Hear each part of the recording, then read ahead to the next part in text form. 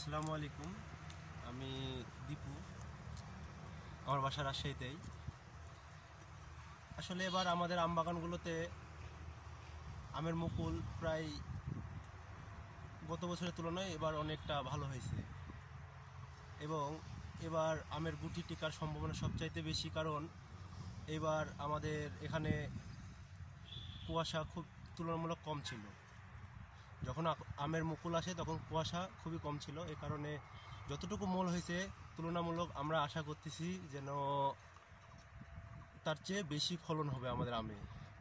কারণ এবার করালি নষ্ট হবে না, আমের গুটিগুলো ভালো টিকবে এবং পোকাও না হওয়ার সম্ভাবনা আছে।